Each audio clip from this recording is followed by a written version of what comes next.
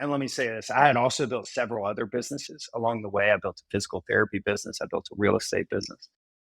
And I had a great mentor give me some great advice. He said, man, imagine if you focused just on the one you love and you put all your time and energy in that one thing. And instead of going wide and opening multiple businesses, you go deep and you become a master at something. You become like next level.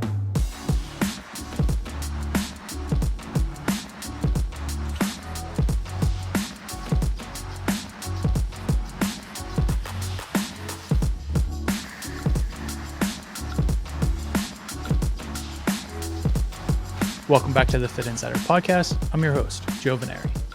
Today I'm joined by Will Bartholomew, founder and CEO of D1 Training. In this episode, we discuss the company's approach to fitness and athletic-based training. Will shares its 20-year journey from founding D1 to scaling corporate-owned locations to franchising. Plus, we discuss trends in youth sports, boutique fitness, and D1's nationwide expansion. Let's get into it. Today's episode is brought to you by EGYM. EGYM provides fitness and health facilities with smart workout solutions built on its ecosystem of hardware, software, and partners. But it's more than cool tech. Their connected training experience delivers business results while helping members reach their wellness goals. If you run a gym, health club, YMCA, or any kind of fitness facility, you should check them out. Visit egym.com to learn more. Hi, Will. Welcome to Fitt Insider. Thanks for joining us. Man, Joe, thanks for having me. Yeah, excited for this conversation. Lots of big things happening at D1, but for folks who aren't familiar with the brand, or maybe to get a quick background on you and the company, where do things stand today? How many locations? And yeah, what's kind of the state of the union? Yes, we have a little over 100 locations that are training athletes all around the country. And it didn't happen overnight. Been around the game for a while, been in business a little over 20 years. And we're honored to serve all these athletes and help them reach their goals.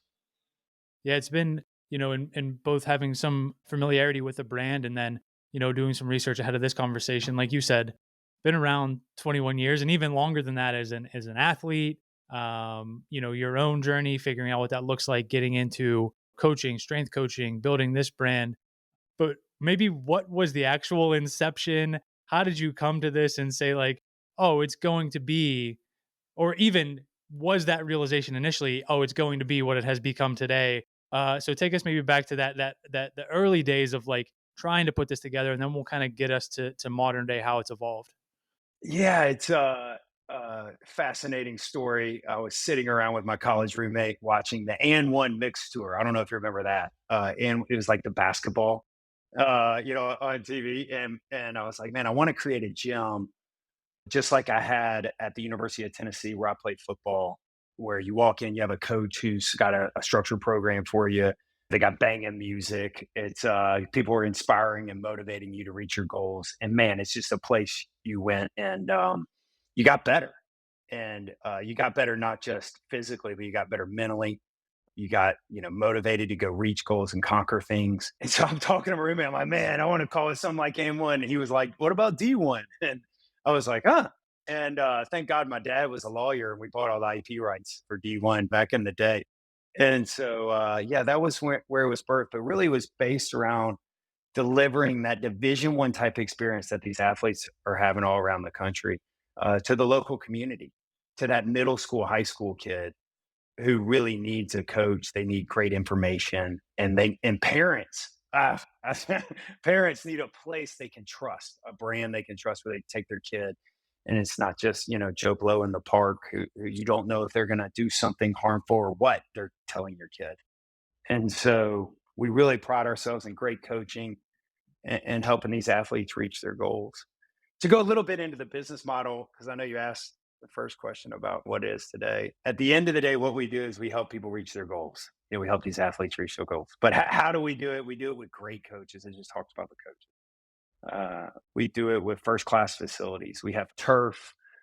We do racks. I'm a big fan of the bar, baby. We got a back squat, bench press, hang clean, power clean. We're going to do the basics, the tried and true. We're going to follow a 5-star workout, which is, we're going to do a dynamic warm up, performance, strength. We're going to do core and conditioning, and we're going to do a great cool down.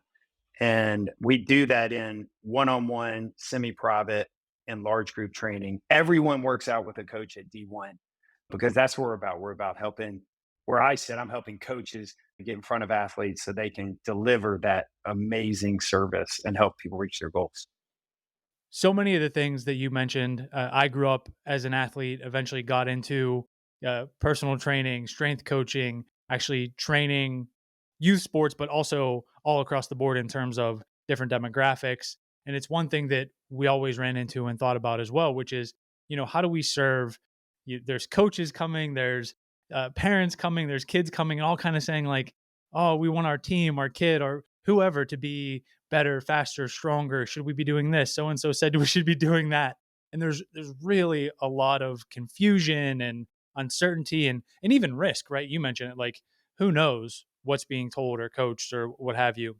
When you thought like, hey, we can create this model, this idea, this concept in delivering this 5-star program, where did you start? Obviously your background and experience with that, but recruiting, training, qualifying coaches, replicating that across, multiple locations, hugely challenging. What does that look like in terms of ensuring that, every D1 is delivering the kind of quality programming that I'm sure is super important and top of mind for you? Yeah, I think it's interesting, for everyone out there listening. A lot of things were learned through the scars, through the mistakes and the pains. I mean, I was a 20-something-year-old kid who started a business. Man, I didn't know what I was doing, and I had the energy, I had the grit, I had the perseverance to keep figuring it out. But man, now you fast forward today, we have a training module for every position that happens in the facility. We have a testing for every position that happens. We have a whole recruiting process, and we have a whole funnel built to recruit the best coaches in the country to us. And right now, we're in the midst of building out the best coach pay models, because one of my passions is I want coaches to be well paid, because I think coaches deliver some of the most value you'll ever have in your life. I can think back on 2 or 3 coaches in my life that changed the trajectory of my life.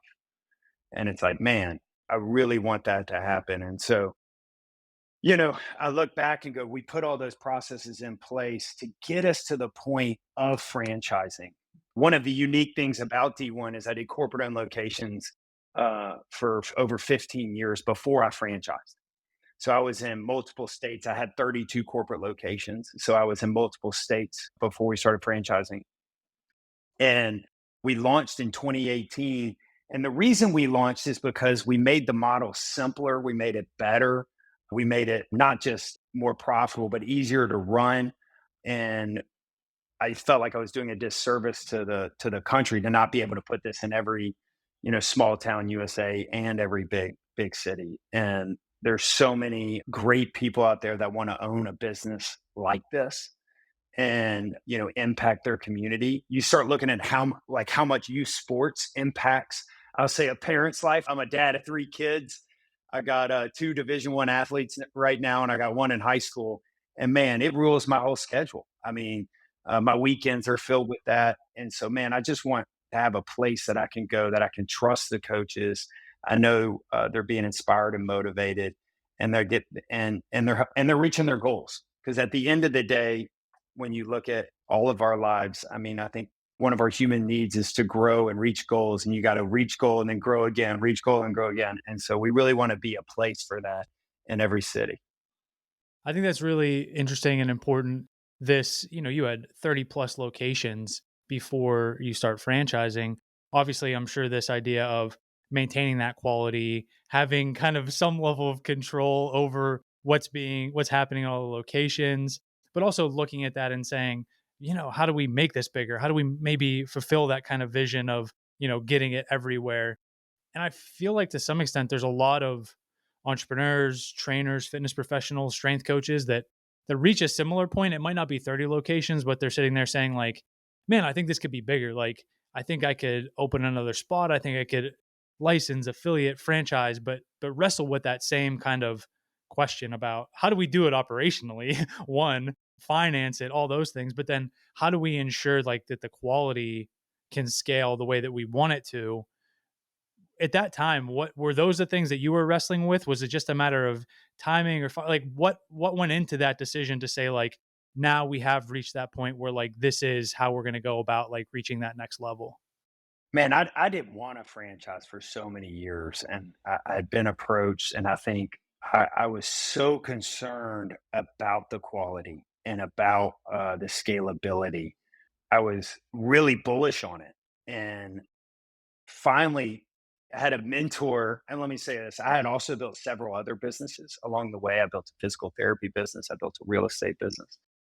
And I had a great mentor give me some great advice. He said, "Man, imagine if you focused just on the one you love and you put all your time and energy in that one thing. And instead of going wide and opening multiple businesses, you go deep and you become a master at something. You become like next level.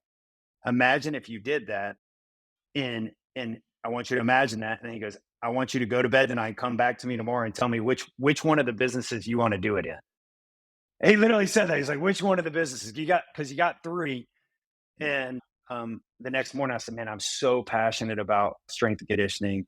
That's where I fell in love. I played football, but I was in love with the weight room. I love being in there. I love what happened. I love seeing those coaches inspire me, push me, and give me the next level. I was around, man. I was really blessed to be around some amazing strength coaches, and I just wanted to be able to give that back to every community.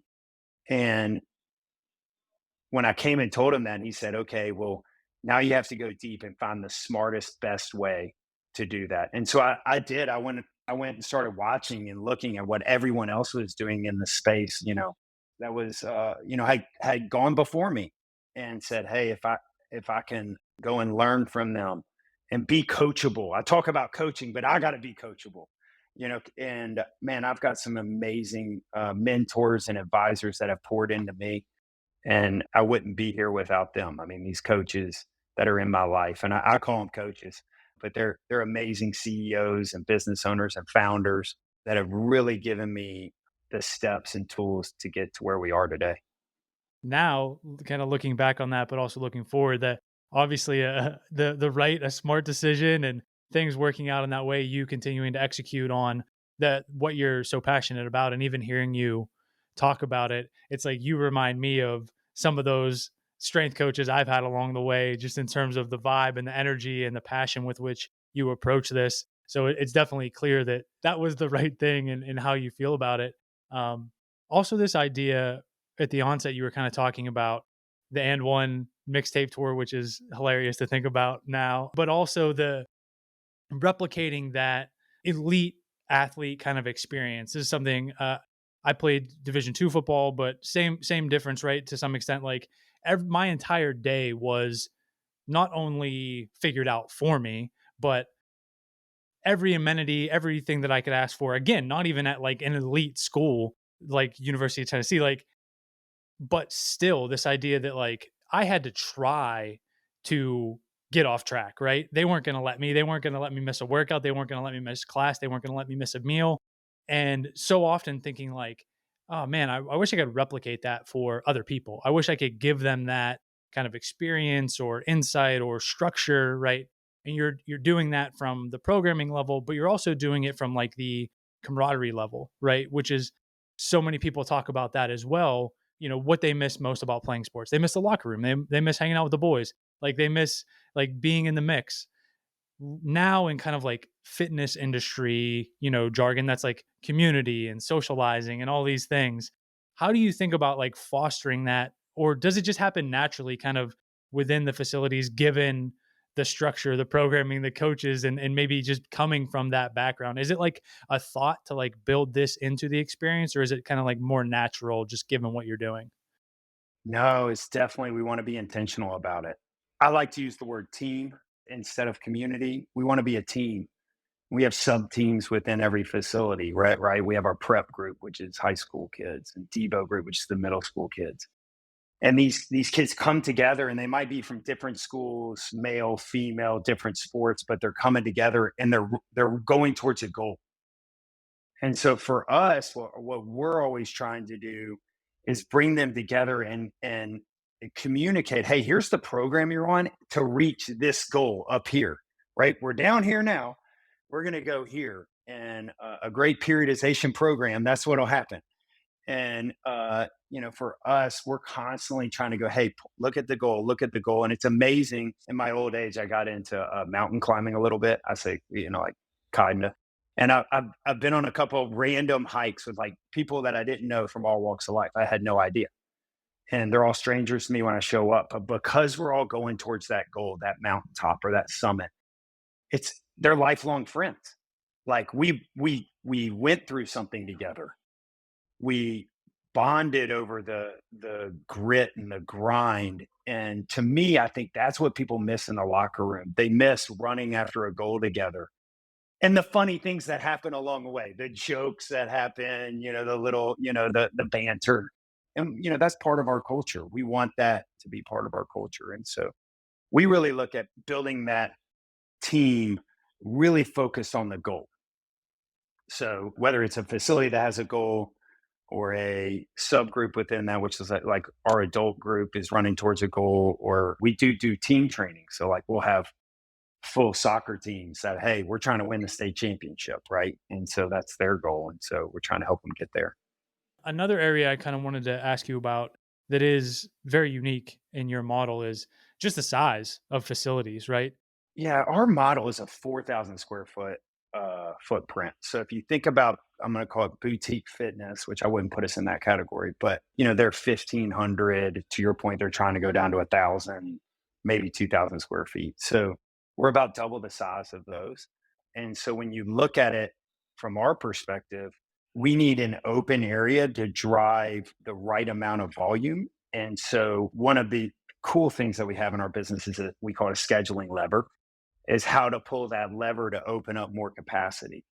And we do that through, once again, we do it through private training, semi-private training, which we call D1 overtime, and our group training. And so the model has been very thought out. When I did big corporate gyms, when I had my 32, they were 18,000 square feet. So I came from a big box, really big box location. So 4,000 square feet feels right. It feels like the right amount of space. And then the economics line up to that. The Fitt Insider Podcast is brought to you by our friends at EGYM. This is an exciting partnership for us. And not just because EGYM makes some of the most innovative fitness products out there, but because the entire EGYM team, led by their CEO, Philip, is committed to making health, fitness, and well-being more accessible for everyone. And that's a mission we can get behind. By combining their smart equipment with integrated software and hundreds of connected partner brands, EGYM helps fitness facilities stand out by delivering a personalized, gamified workout experience that improves outcomes and member engagement. So if you're a gym or health club operator thinking about how to best serve your members while driving business results, go see what EGYM is up to at egym.com. Yeah, that's really interesting to think about, the shrinking it almost from like 18,000, doing that. And like in that case, it's like every location is its own like entity in and of itself, where there's so much going on that it's hard to manage, where standardizing it to 4,000 still, bigger than most, but a little bit more manageable in terms of what you're doing there. Continuing to scale these locations, think about what that roadmap looks like going forward. You mentioned, you're doing kind of you break them out as like scholastic, adult, and then pro, and then some offerings within that in terms of team, individual, all these other things, and some online training as well. Are there other aspects, channels, programming that you think of like diversifying this revenue, or is it purely going to be down the path of the locations, the training, the classes, and so on? Yeah, I think what we're seeing across the board right now with all of our athletes training is we're getting a lot of requests to niche down, whether that might be an athlete that comes in and it's like, hey, I'd love to be a part of the prep group, but I'd also like private training for soccer because I'm going to go play Division I soccer. Or, hey, I'm coming in and I love the group training, but I'm focused on football. I want to be the next Peyton Manning, so I need a quarterback coach. And so we're looking in those avenues to how to be able to serve all those athletes. what we do naturally right now is every one of our facilities, when we hire our staff, we ask, hey, what sports did you play in college? What sports do you like to coach? And it's just really naturally and organic. So in the Northeast, we get a lot of coaches that might play lacrosse versus in the South, we might get more football. And so when we're putting our packages together, we have programs for all those individual niches. So when you come in for your son or daughter or whatnot, and you go, hey, I want my son to be the next best lacrosse player. Like, great, we have that on staff. But if we don't do it. We try to be real. We want to make sure when people come in, they're getting what they want. Yeah. You mentioned Peyton Manning there. There's obviously other athletes who endorse the brand, work out there, are investors. But more important than that, I think, is this kind of speaks to, at least from the outside looking in, one, winning them over and that being like an organic, them gravitating towards the brand versus you having to sell them on that, right? And so what that says about what you're doing. But then also this aspect of having to have the financing to continue to expand, or them open locations, or you supporting the growth of the brand. How did those things kind of come about? How have they evolved, whether it's with athletes, whether it's getting funding, securing financing? Like, how do you think about pulling those levers as it relates to, again, what it means for the brand and what it says about the work that you're doing, but also continuing to facilitate growth? Yeah, how this came about was so when I was at the University of Tennessee, I got to play with Peyton Manning. And after I had opened my first location, I was back in Knoxville working out in the weight room, and he was in there working out, and he said, "Man, I love what you're doing. I've heard what you're doing with all these athletes. I'd love to be involved." And man, it just meant the world to me. A guy who is focused on his pro career. I mean, it was early. It was early. This is years ago, and he believed in me and wanted to be a part of it. And so, since then, we've had a lot of great athletes come through and train at D1. You mentioned Tim Tebow. He came and trained for his NFL career right before he got drafted in the first round with us and said, "Hey, I love what you're doing. I wish I had this when I was a kid." And so he said, "Hey, I'd love to be involved." And like Chris Paul, another one of our partners, these guys have all trained at D1. They believe in it and they've seen what it does to these families and athletes' lives. And so, they want to get involved. And you mentioned kind of two pieces there, which is I look at, an athletes, or I would go celebrities that endorse a brand or part of it. One of the things we're really proud of is all our athletes train with us, and they believe in it. And then the other thing I do know is that having great athletes a part of it, that doesn't mean you're great. It just means it just validates that you should try it out. But we got to deliver on the back end, and we got to have expert coaches that these guys would want to train. During our coach certification, I actually tell all our coaches, I say, "Hey, that 7-year-old kid that's going to come in and train with you, I want you to treat him like Peyton Manning. If Peyton Manning walked in here and trained, that's the way you need to treat him. Be that intentional with him." And so it really just speaks to who we are as a business, what we're trying to do. Because at the end of the day, we are trying to serve athletes. And I never want to take it off the eye of going like, yes, this is a business. Yes, I love to make money. I'm a for-profit guy. And I love the model. I love the business model and what it can do for our franchise owners' lives and all of that. But at the end of the day, we have to keep our athletes at the top, because if we're serving them really well, man, we can go wherever we want. And so that's where we keep our mindset, is like really serving them, which then we got to serve our coaches. We got to make sure our coaches are served really well. And so from a financing, we've had a great run. God has really blessed us. For a 16-year window, I did corporate owned locations, and we had minority partnerships in each entity, and the business was built that way. I also built a therapy company and sold it off in 2017. And then in 2018, when we started franchising, because of a couple of those exits, we had the powder to go do it on our own and built the business. And in 2021, we brought in a private equity partner. And so now we're, got a great war chest, and we got a great business model, and just trying to execute. All of what you just described, basically, and you had already said, right? Like, obviously having a passion for for sports and athletics, but for being in the weight room, also a dad of, 3 kids who are athletes and serving athletes, that really kind of comes to this point of like, you don't directly play in this space, but maybe like indirectly, and certainly it's kind of all around what you're doing, which is like the current state of both youth sports and also kids who are maybe sedentary, inactive, obese. Like might not that's not the athlete population that you're dealing with necessarily, but We train a lot of those athletes. We train a ton of those. We get it so many, and if they have a goal, to me, they're an athlete. Like, hey, I want to be able to get off the couch, right? exactly. And so, like, getting to that point, it's like you're kind of at the intersection of a lot of different things that are happening, right? You want to help athletes get to the next level, but you also want to help, kids who are aspiring, maybe want to make change in their life, achieve their goals. There's all this stuff happening around it, which is like pay to play sports leagues and kids at homes on their screens and like all these different dynamics. And you're kind of sitting at the intersection of all this, being like, hey, how do we help more people? How much like time do you think about like all those external factors, like, hey, we need to change this, or we need to do better for that, or we need to increase access here? Or is it like, how do you balance that? Like recognizing this, right? As a dad, as someone who's like lives in this world as well, and thinking about, hey, this is how we can like have an impact and maybe change things for the better. I'll give you some context here. I was a fullback, I was a wrestler. To me, as I got into the business world, one of the things that has really served me well is to have a great framework.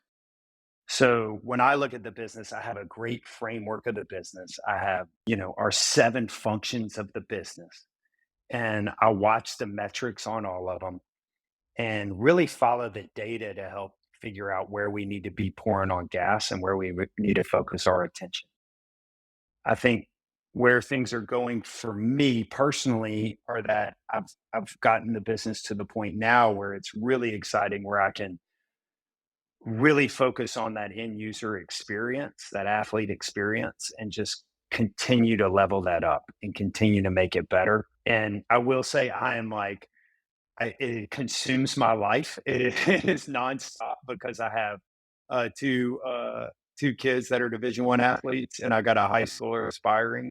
And so, man, I love it, and it changed my life. So, like, man, to me, it, I just love giving back. It doesn't feel like work. It just feels like something I love to do. That's really incredible. How do you think about, even at this time, like there's obviously at one end of the spectrum, like an Exos that's like purely like NFL and college, like prep draft, like a lot of those things. You work with a lot of those athletes as well. And then on the other end of the spectrum, maybe a little bit younger, there's like an IMG academy, right? That's like kids are going and moving in there and living and training. How do you think about that landscape, how things evolve, where the opportunity is for D1 relative to like how this is playing out? We do train a lot of pro athletes, but we were built for that middle school, high school athlete. That's what I built it for. I built it for that 8th grade kid in Mobile, Alabama, that, like, man, if he had some instruction and some guidance on strength and conditioning, he could potentially go all the way. Who knows? Or he could at least reach his full potential. And so that's where we sit. We built it for the community, right? We built it for the local community. I'm a big fan of, like, man, having the ability to take my kid after school to go train, and during the summer for him to train with great strength and conditioning coaches. And so that's who we built it for. The other thing I think you're seeing shifting in the sports world is you're seeing this emphasis on strength and conditioning for athletes to to to excel. I watched it with my daughter, who's a soccer player at the University of Tennessee. By the time she got to high school, and she was a multi-sport athlete all the way through, which I'm a big fan of playing multi-sports, big fan. But what happens is when you start getting older, you get those high school ages, and you go, hey, I might have a shot to go play at the next level, or at least I want to be all state or do my best I can. I really need that season for strength and conditioning. I need 3 months. I need 6 months. I need a place to go. And then what happens when they train with us, what they find out is like, hey, if you train in season as well, your gains are going to go out the roof, right? we can't stop training in season. We can cut down the volume and the programming that we're doing, but you still got to train all year round. And so I think strength and conditioning is becoming more popular too within sports, in the sense, especially I'm gonna say this. It's always been kind of for football, but the other sports that maybe haven't traditionally been all about strength and conditioning, you're seeing that big move happen in high school, where it's like, hey, if you want to be good, you got to be training. So that's where I see us kind of sitting. That's where I see kind of the landscape, and where I see it going. I see everything happening, with NIL. There's more money being pushed down. I say down through pros to now college, and some states, it's all the way down into the high school level. And so I just think more and more emphasis on training is going to be coming. And I think people are realizing that, hey, if I want to be great at something, I mean, you think about how many books, 10,000 hours, how many documentaries, how many things people have watched and go, hey, if I want to be great at something, I got to go put in the work. And I do know this: you can't shortcut strength and conditioning. There's no shortcuts. You got to go show up, and you got to have a place you can go, right? You got to have a place you can go. And if anybody's trained on their own, in their home, they know, because I got a home gym. Yeah, training at home is certainly. I have a home gym as well, and it's certainly not strength and conditioning to the level of like sports and team and reaching that upper echelon. As we get you out of here and wrap up the conversation, it's very helpful to have that kind of perspective on the industry landscape and where D1 sits and how you think about that. What does the kind of growth roadmap look like? Constantly trying to keep my head down and focused on the business and that end user experience. I think that is paramount for the business long term. And I see us not just as a brand with facilities all over the country, which we're on the way there. I mean, we're well on the way there, and we got a bunch more coming this year. I see us as the place for the athlete. So athletes coming not just for training, but also for potential knowledge and content. And so we really want to be the holistic place for the athlete. That's an exciting opportunity, a lot to look forward to, certainly, whether it's folks who are interested in coming and training there, potentially if you're still looking for franchise partners. What's the best place to learn more? Where would you point people?